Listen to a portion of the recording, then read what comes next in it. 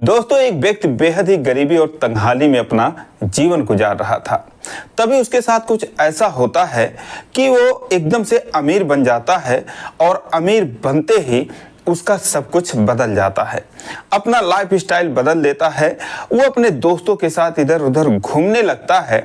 उसे अपने जिंदगी में किसी प्रकार की रोका टोकी बिल्कुल पसंद नहीं होती। वो यहाँ तक बदल जाता है कि वो अपने पत्नी तक को बदल देता है, उसे घर से भगा देता है और उसके बाद अपने तरीके से अपनी जिंदगी को जीने लगता है। पत्नी से 3 सालों का रिश्ता खत्म कर देता है। लेकिन दोस्तों, उसके बाद एक दिन वो अयोध्या घूमने के लिए जाता है और उसके साथ कुछ ऐसा होता है कि जिसको सुनने के बाद आप भी कहेंगे जय श्री राम। तो दोस्तों, एक बहुत ही रोचक कहानी, बहुत इंटरेस्टिंग कहानी है। आइए जानते हैं पूरी कहानी वीडियो में। लेकिन वीडियो में आगे बढ़ने से पहले बस वही रिक्वेस्ट कि आप वीडियो को लाइक कर दीजिए, चैनल को भी सब्सक्राइब कर लीजिए ताकि मेरा हौसला बढ़ता रहे। दोस्तों, ये कहानी उत्तर प्रदेश के अयोध्या की। एक लड़का जिसका नाम बजरंगी होता है, वो अपने पत्नी के साथ बहुत ही गरीबी, बहुत तंगहाली में अपना जीवन गुजार रहा था। दिहाड़ी मजदूरी का वो काम करता था, बिजली विभाग में काम करता था। लेकिन काम करते करते वो ठेकेदार बन जाता है।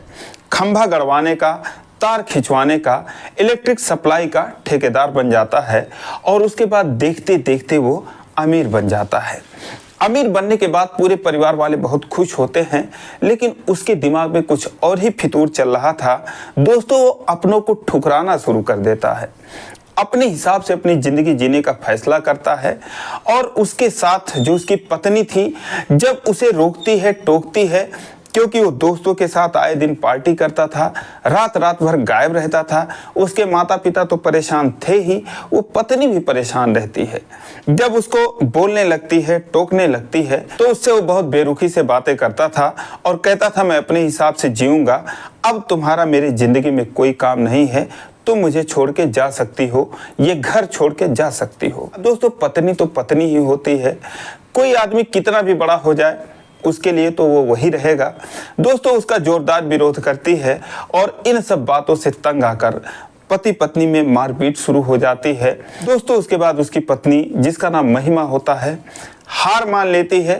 कहती है, ठीक है, तुम्हें अपने हिसाब से अपनी जिंदगी जीनी है तो तुम जियो, मैं जो है जा रही हूँ अपने मायके। दोस्तों, वो खुशी खुशी कहता है, ये तो बड़ी खुशी की बात है, तुम जा सकती हो। दोस्तों, वो रोते गाते चली जाती है, उसे कोई फर्क नहीं पड़ता है।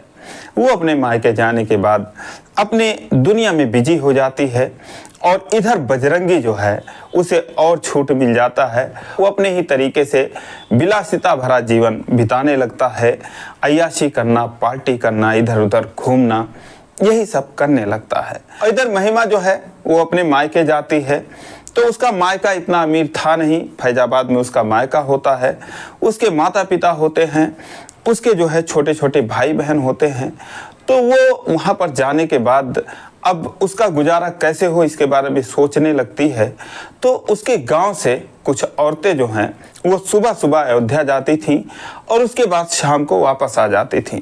तो महिमा ने उनसे पूछा कि तुम लोग कहाँ जाती हो? तो उन्होंने कहा, हम लोग अयोध्या जाते हैं, वहाँ पर बहुत सारे भंडारे होते हैं, बहुत सारा आयोजन होता है, तो हम लोग भंडारे का खाना बनाने के लिए जाते हैं, हलवा पूड़ी खीर वगैरह बनाने जाते हैं, प्रसाद वगैरह की पैकिंग करने जाते हैं, तो इसलिए हम लोग वहाँ पर काम करने जाते हैं। महिमा कहती है कि बहन, हमें भी ऐसा कोई काम दिलवा दो तो हमारा भी गुजारा हो जाएगा, हमारा भी पेट भरने लगेगा।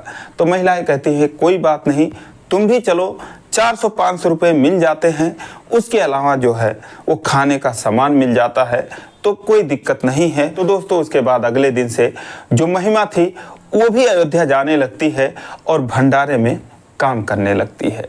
अब वहाँ जाने के बाद एक ठेकेदार होता है जिसका नाम होता है विनोद पांडे, उसके पास वो काम करने लगती है। विनोद पांडे का जो काम होता है, जो अयोध्या में भंडारा करना चाहते थे वो उससे संपर्क करते थे और कहते थे, हमें 1000 लोगों का प्रसाद बनवाना है या 5000 या 10,000 लोगों का। तो विनोद पांडे उनको पूरा पैकेज बताता था कि इतने पैसे दे दो तो तुम्हारे लिए हम पूड़ी सब्जी हलवा खीर जो भी बनाना होगा बनवा देंगे। उसके बाद लाके एक जगह स्टॉल लगवा देंगे, वहाँ पर अपने 2-3 लड़के खड़े कर देंगे, तुम्हारे जो बंदे होंगे वो भी तुम खड़े कर देना, अपने हाथों से प्रसाद दे देना। तो कुल मिला जुला कर वो जो बताता था उन लोगों को तो बहुत अच्छा लगता था और उनका काम आसान हो जाता था। वो सिर्फ पैसा लेकर जाते थे, उसको पैसा देते थे, वो सारा सामान बना के और अयोध्या में जगह जगह पर जहां उनकी इच्छा होती थी स्टॉल पे लगवा देता था। तो इस तरीके से दान पुण्य हो जाता था, विनोद पांडे का भी काम हो जाता था और जो श्रद्धालु होते थे, भक्त होते थे, उनका भी काम हो जाता था। उसके अंडर में 40 से 50 लोग काम करते थे, कुछ महिलाएं भी थी, कुछ लड़के भी थे। तो उन्हीं में जो है वो महिमा भी काम करने लगती है। लेकिन जो लोग सिर्फ 100-200 लोगों के लिए ही प्रसाद बनवा के वितरण करना चाहते थे, तो ये लोग उनका काम नहीं करते थे। तो महिमा देखती है कि ऐसे तो मैं भी काम कर सकती हूँ, कि जो छोटे छोटे लोग हैं इनके लिए तो मैं काम कर सकती हूँ। तो दोस्तों वो वही काम करने लगती है। अब एक दिन अयोध्या में जो बजरंगी था, फैजाबाद से उसका घर जो है वो 40 किलोमीटर और दूर होता है। एक जगह जो छावनी के नाम से जाना जाता है, वहाँ पर उसका घर था। अब दोस्तों फरवरी महीने में बजरंगी अयोध्या जाने का मन बनाता है। जब वो अयोध्या पहुँचता है तो बिल्कुल आनंदित हो जाता है। वो वहाँ पर 1-2 दिन रुकने का फैसला करता है और एक जगह वो भंडारा खा रहा था तो सोचता है कि मैं भी क्यों ना भंडारे का आयोजन करूं। तो एक लड़का जो कि पूरी सब्जी दे रहा था सबको, बजरंगी उससे पूछता है कि भाई मैं भी भंडारा बंटवाना चाहता हूं, तो तुम बता सकते हो कि ये कैसे हो पाएगा। तो बोलता है बहुत आसान है, अभी मैं आपको अपने मालिक से मिलवाता हूँ। दोस्तों विनोद पांडे को फ़ोन करता है, पांडे जी आते हैं और जब बजरंगी उनसे मुलाकात करता है तो बोलता है मुझे भी जो है वो प्रसाद वितरण करना है, तो क्या खर्चा आएगा। तो बोलता है कितने लोगों का करना है। तो बजरंगी बोलता है 200 लोगों का मुझे भोजन बनवाना है। तो जो पांडे जी थे वो मना कर देते हैं, कहते हैं भाई मैं तो 1000 से ऊपर लोगों का बनवाता हूँ, 1000, 2000, 5000, 10,000, 100, 200, 500 लोगों का मैं नहीं करवाता काम। अब दोस्तों बात करके वो तो चले जाते हैं, लेकिन फिर लड़का कहता है क्या हुआ साहब। तो बोलता है यार वो तो कह रहे हैं कि मैं 200 लोगों का भोजन नहीं बनवाता। तो उसने बोला अच्छा आपको 200 लोगों का बंटवाना है। तो उसने बोला हाँ 200-300 हो जाएं। तो बोलता है अच्छा एक दीदी हैं, मैं उनसे बात करता हूँ। दोस्तों महिमा की ही बात करता है। अब महिमा को महीने में 10 दिन 15 दिन काम मिल ही जाता था। अब उस दिन उसका काम नहीं था तो फ़ोन लगाता है कि दीदी कहाँ पर हो। तो कहती है मैं तो अपने घर पे हूँ फैजाबाद।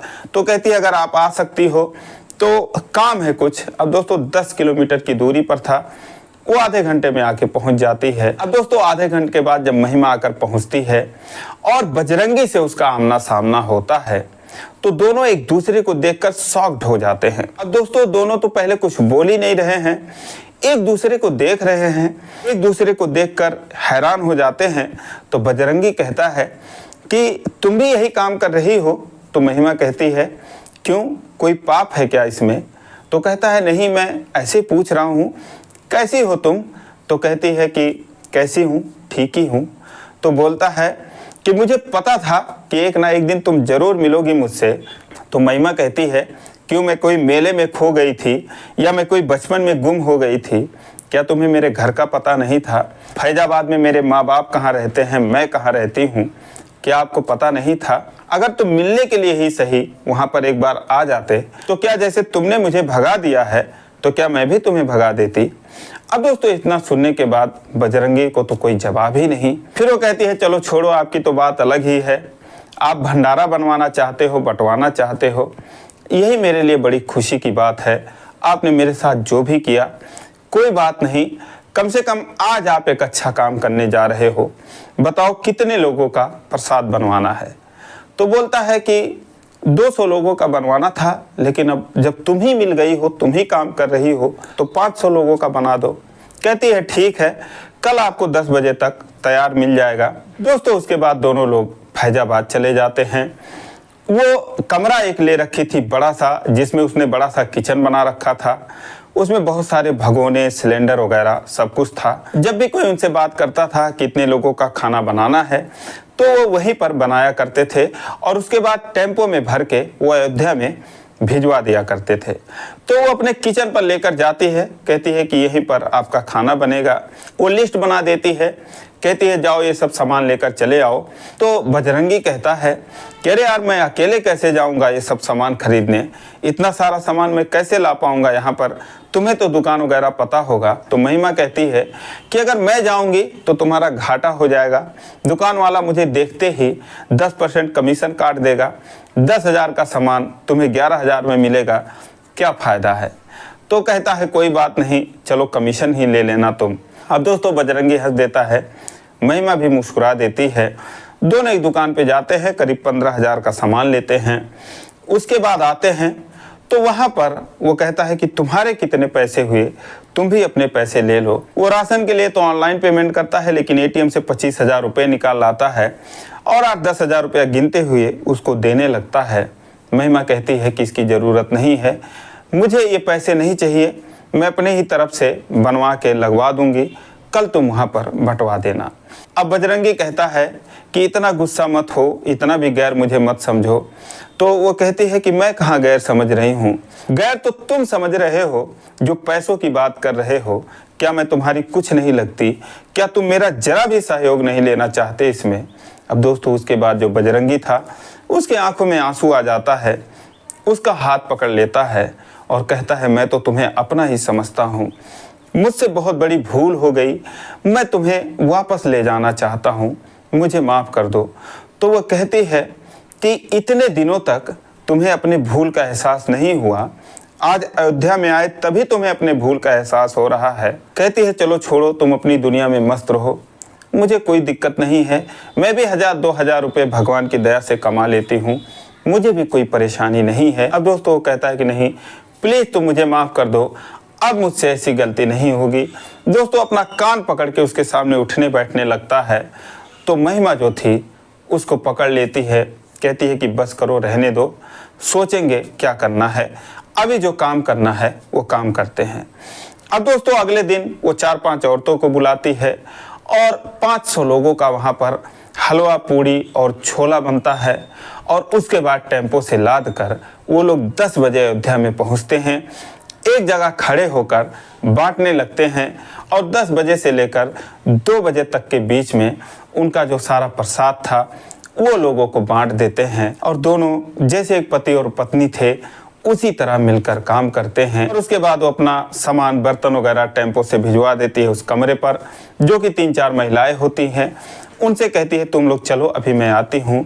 दोस्तों ये दोनों लोग जाते हैं, सरजू में स्नान करते हैं, फिर अयोध्या में घूमते हैं और दोनों पति पत्नी तो थे ही, एक होने में उनको टाइम नहीं लगता, दोनों आराम से अयोध्या में घूमते हैं। अब दोस्तों बजरंगी और महिमा एक दूसरे का साथ पाकर बहुत खुश होते हैं। उसके बाद महिमा अपनी एक जो औरतें होती हैं उसके ग्रुप में जो 5-7 औरतें थीं उनमें से एक से कहती है कि दीदी अब तो मैं अपने घर जा रही हूँ, ये मुझे चलने के लिए कह रहे हैं, अगर आप ये काम कर सकती हो तो करो। उसके बाद वो कहती है ठीक है बहन, जैसा तुम करती थी वैसा अब मैं करूँगी। अब दोस्तों उसके बाद बजरंगी और महिमा अपने घर आ जाते हैं छावनी पे, जहाँ पर उसके सास ससुर उसको देखकर बहुत खुश होते हैं। तो दोस्तों 1 साल के वनवास के बाद आखिरकार बजरंगी और महिमा का अयोध्या में मिलन होता है और उसके बाद अपने घर आते हैं, खुशी खुशी दोनों रह रहे हैं।